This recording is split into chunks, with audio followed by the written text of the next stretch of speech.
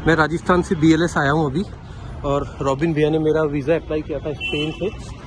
अभी दोस्तों देखते हैं क्या निकलता है।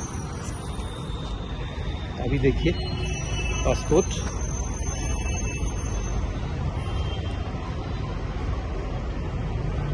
अरे वाह, आप मेरी खुशी से समझ सकते हैं।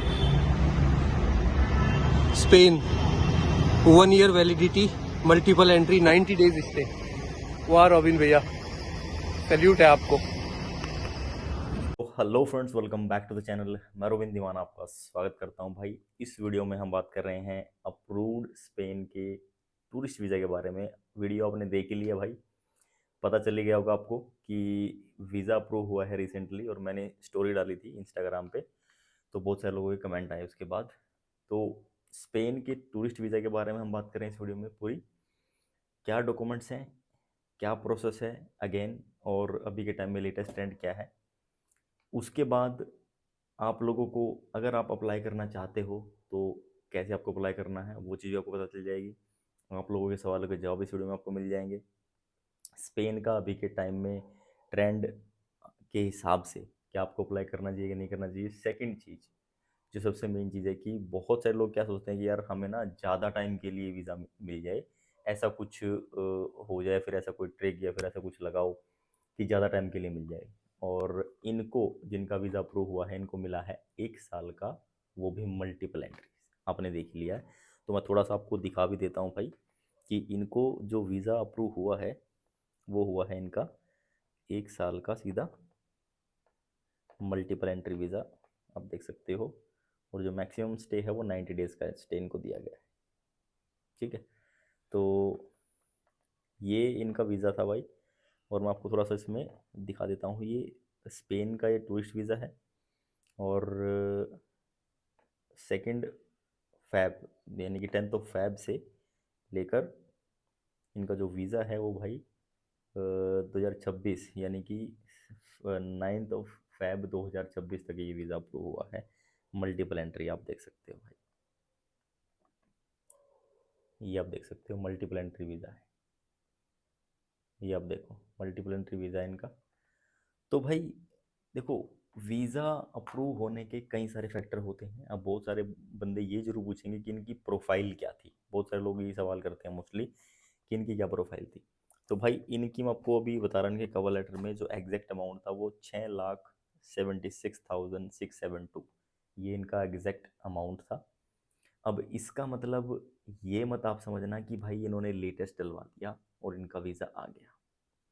ये जो अमाउंट था भाई ओवर द पीरियड पीरियड इन्होंने सेव किया है। मतलब जो भी इनका बिजनेस ट्रांजैक्शन थी, हर मंथली इन्होंने सेव किया। एक्सपेंसेस भी होते हैं, सेविंग भी होती है, दोनों ही चीज़ें होती हैं। तो दोनों ही चीज़ के बेस पे जो आपकी प्रोफाइल बनती है। अब बहुत सारे बंदे क्या कहते हैं कि यार हम तो एक ही बारी में ना हम डाल देते हैं अमाउंट, एक फिक्स अमाउंट डाल देते हैं और वीज़ा आप निकलवाओ। ऐसे वीज़ा भाई निकल जाते हैं कुछ केसेस में, मैं ये नहीं कह रहा कि बिल्कुल ही नहीं निकलते, बट अगेन ऐसे केसेस में भाई चांसेस बहुत कम रहते हैं, क्योंकि भाई प्रोफाइल आपकी ओवरऑल देखी जाती है। एकदम से अचानक इतना बड़ा अमाउंट कैसे आया, पहले कोई ट्रांजेक्शन आपकी थी नहीं और आपका कोई ऐसा अमाउंट था नहीं अकाउंट में, अचानक से अमाउंट आ गया, किस लिए? सिर्फ और सिर्फ वीज़ा लेने के लिए। इसमें यही आपका प्रूव होता है कि आप जो है वीज़ा अप्लाई तो करें बट आपका इंटेंशन सही नहीं है। सो ये फैक्टर होता है। दूसरी चीज़, आप वीज़ा अप्लाई करते हैं तो थोड़ी ट्रैवल हिस्ट्री भी होनी चाहिए आपकी। देखो, अगर आपका बहुत ही अच्छा बिजनेस है तो फ्रेश पासपोर्ट पे भी आ जाता है, और लेकिन वो प्रॉपर तरीके से होता है, प्रॉपर आपकी ट्रांजैक्शन होनी चाहिए। आपका जो टर्नओवर है वो भी अच्छा रहना चाहिए, आपके जो टैक्स पेयर होने चाहिए, तो उस बेस पे फ्रेश पासपोर्ट पे वीज़ा मिल जाते हैं किसी भी कंट्री का, किसी भी कंट्री का।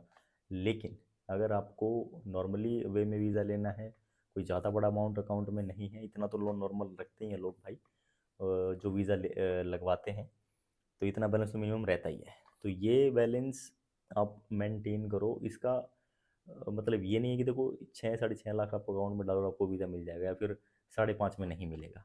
5.5 में मिल जाता है, 3 लाख में भी मिल जाता है भाई, 2 लाख 2.5 लाख में भी वीज़ा आ जाते हैं काफ़ी सारे केसेस में। सैलरी प्रोफाइल जो होती हैं, जिनकी अच्छी अच्छी सैलरी होती है, यानी कि 50 प्लस जिनकी सैलरी होती है, वो अच्छे में आ जाती है भाई। 50+ 60+ वो अच्छे में आती है, तो उनके काफ़ी वीज़े आए हैं भाई, पहले पास टाइम में काफ़ी वीज़े आए हैं, और शैनिगन कंट्रीज़ के वीज़े आए हैं। तो वो डिपेंड करता है। अमाउंट एक फिक्स नहीं है कि ये लिमिट नहीं है कि हाँ कि इतना होना चाहिए, इतना होना चाहिए, बट हाँ, जो नॉर्मल हम बात देखें तो भाई 3+ तो उसमें होना ही चाहिए जब भी आप अप्लाई करें तो।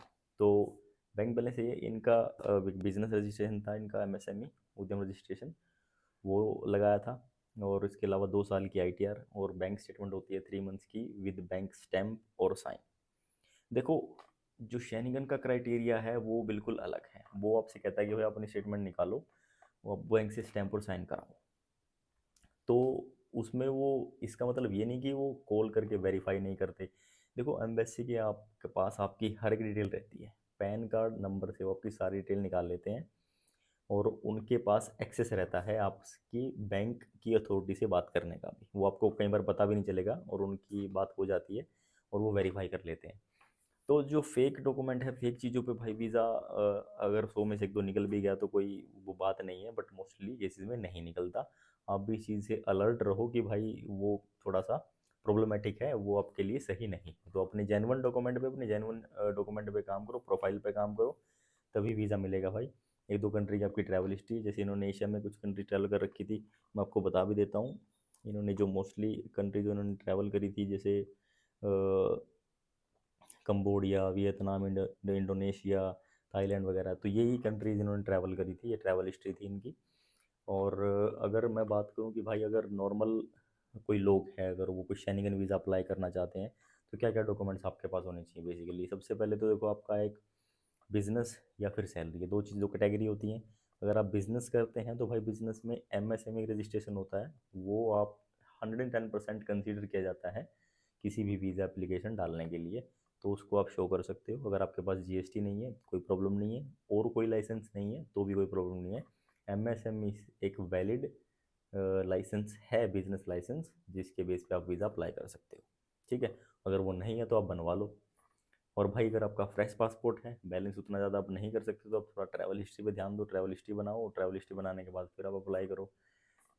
कोई ज़रूरी नहीं है कि आपका फर्स्ट अटैम्प्ट में मिल जाएगा, ये कोई ज़रूरी नहीं रहता। बड़े बड़े बिजनेसमैन हैं, उनके वीज़ा भी रिफ्यूज़ आते हैं भाई, जिनका करोड़ों का ट्रांजेक्शन मंथली में होता है, उनके वीज़ा भी रिफ्यूज़ हो जाते हैं, ये कोई बड़ी बात नहीं है।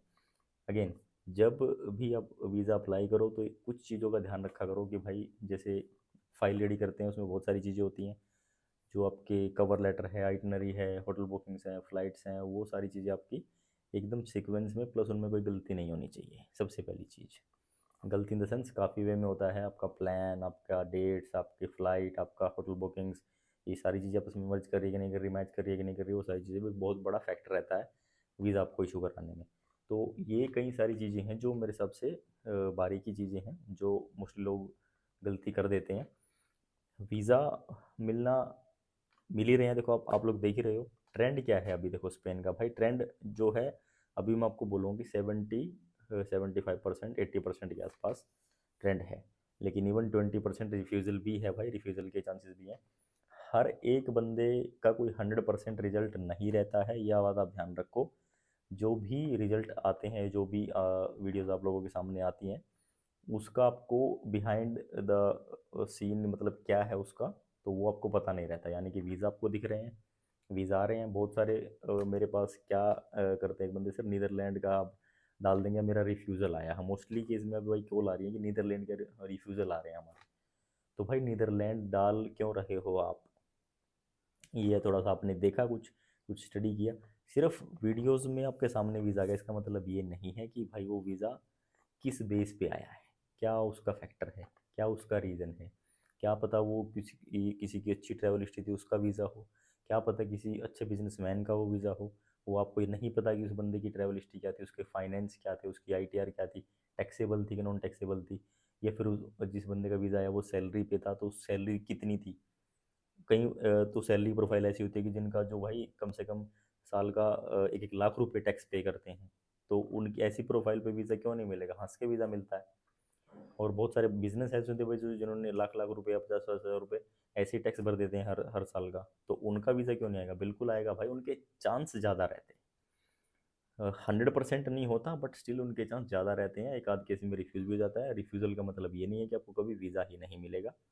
किसी और कंट्री ने आपका रिफ्यूज़ल दे दिया है, जापान ने, टर्की ने, किसी और कंट्री ने स्टैम्प भी लगा दिया है, घबराने की ज़रूरत नहीं है। Refusal is a part of process, travelling का पार्ट है भाई, आते रहते हैं, बट घबराने की ज़रूरत नहीं है। वीज़ा आप अप्लाई करो, प्रॉपर वे में करो। आज आपका रिफ्यूज़ हो गया तो घबराने की ज़रूरत नहीं है, कल मिल जाएगा। कल इन द सेंस अपनी प्रोफाइल पे थोड़ा सा काम करो, चेंज करो, जो चीज़ें पहले हुई थी वो मत करो, दोबारा कुछ चीज़ें डालो और उसको इम्प्रूव करो। प्रोफाइल को इम्प्रूव करके ही आप डालो, सेम एज इट इज़ दोबारा रीअप्लाई मत करना। प्रोफाइल में चेंज होना बहुत ज़रूरी है। तो चेंज जैसे आप करोगे तो डेफिनेटली कुछ ना कुछ बेनिफिट है उसको, आपको उसका ज़रूर मिलेगा भाई। ये चीज़ भी आप ध्यान रखना। जो भी चीज़ या फिर जो भी इंफॉर्मेशन आप कहीं से भी कलेक्ट कर सकते हो, उस पर थोड़ा सा डीप इन्वेस्टिगेशन करो, खुद रिसर्च करो, और जो प्रोफाइल आपकी रेडी हो रही है या फिर जिससे भी आप रेडी करवा रहे हो, वो प्रो कवर लेटर में उसको किस तरीके से रिप्रेजेंट किया गया है, वो चीज़ अब बहुत मैटर करती है। वो चीज़ भी आप देखा करो, नोटिस किया करो। आपको लगता है कि हाँ भाई सब कुछ ठीक है, आपको सेटिस्फाई होना भी बहुत ज़रूरी है। बहुत सारे केसेस में क्या होता है कि एजेंट आपको दिखाते ही नहीं है क्या कवर लेटर में डाला है, क्या बनाया है, कुछ पता ही नहीं होता। बट बड़ी कंट्रीज़ के लिए भाई आपको ये चीज़ पता होनी ज़रूरी है कि क्या मेंशन करा है, किस तरीके से मेंशन किया है। आपका लेट्स सपोज एक छोटा सा एग्जांपल देता हूँ कि आपका बिजनेस है ग्रोसरी स्टोर। तो my name is this and I have a grocery store and I am travelling to Spain, I am travelling to Switzerland, I want to travel to Italy, France, ऐसे करके। तो ये क्या हुआ, मतलब आपका बिजनेस है, आपने डाल दिया, एक लाइन डाल दी उसमें कि बिजनेस है मेरा, तो इससे बात थोड़ा बनेगी यार। बिजनेस है, क्या डिटेल है, किस तरीके का रजिस्ट्रेशन आपका, क्या चीज़ उसमें आप सर्विस प्रोवाइड करते हैं, कि मैन्युफैक्चरिंग है तो किस चीज़ की मैन्युफैक्चरिंग है, थोड़ा सा डिटेल में होना वो ज़रूरी है भाई, वो ज़रूर होना चाहिए। तो तभी थोड़ा चांसेस है वो बढ़ जाते हैं। होपफुली भाई आपको कुछ इन्फॉर्मेशन या वैल्यू ज़रूर मिलेगी इस वीडियो में। और किसी भी भाई को सर्विस लेनी है, आपको वीज़ा अप्लाई करवाना चाहते हो, तो आप हमसे कांटेक्ट कर सकते हो। इंस्टाग्राम स्क्रीन पे भी आ रहा होगा, वीडियो में भी आपने देख ही लिया है, तो डिस्क्रिप्शन के अंदर लिंक है, वहाँ पे सिंपली क्लिक करके आप सीधा फॉलो करके मैसेज करना, जो भी आपकी क्वेरी है वो लिख देना, आपको रिप्लाई मिल जाएगा। वहीं पे आप हमसे कांटेक्ट कर सकते हो, वहीं वहाँ पे आपको सारी डिटेल्स इन्फॉर्मेशन वहीं पे मिल जाएगी। तो मिलेंगे आपसे नेक्स्ट वीडियो में। Till then take care, bye. Thank you so much for watching. किसी भी कंट्री का वीज़ा अप्लाई करना है तो आप थोड़ा स्टडी करो, रिव्यू करो, देन